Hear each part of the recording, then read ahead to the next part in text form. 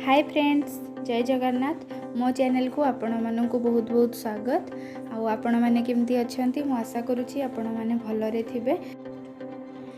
आबे husband जाऊँच jet ski ride करने आपण मैंने वीडियो देखु एंजॉय करूँ। आउ लास्ट को बहुत भल वीडियो अच्छी, आपण मैंने पूरा एंड तक देखु और एंजॉय करूँ। सबू एक्टिविटीज होची एलिफेंटा बीच रे। आमे तापरे जीवु आ गोटे बीच को आठी बहुत मु शुणी देखनी तो किंतु सेटा भी गोटे बहुत भल बीच। लास्ट टाइम देखिले आपण माने जानी परिबे।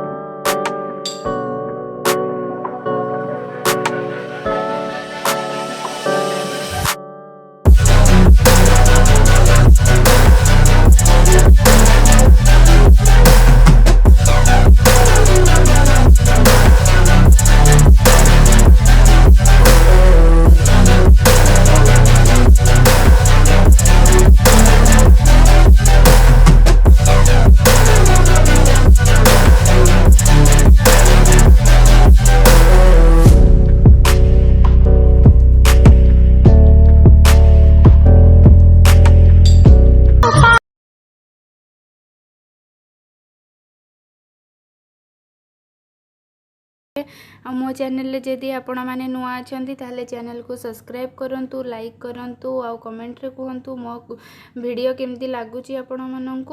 आउ कालीर वीडियो बहुत लॉन्ग हो बोली मुझे एंड करदेली। आज वीडियो पुणी स्टार्ट करुच्ची। आउ एठी एबे मु पहुँची जाइए आसिक एलिफेंटा बीच रु राधानगर बीच। आठी बाहर भ्यूटा बहुत सुंदर देखा गलानी कहीं संध्या हो गलानी 5टा बाजिला। आठी एत सुंदर सुंदर गछ मु आपन को भितर को जाइए देखौची। ताले चलंतु जिबा आउ वीडियो को एंजॉय करवा। आज मु पूरा बीच रही व्यू देवी आपण माननकु। मो वीडियो लास्ट तक देखु। मते चिड़ौचंती कि तू किछि भी करूनु वाटर एक्टिविटी एते डरुचु डरुणी एंती सब मते कहउचंती। तो मो मुंड भी बहुत जोरे बिंधुची। पानी बोतल गोटे धरिकी बुलूची एमती।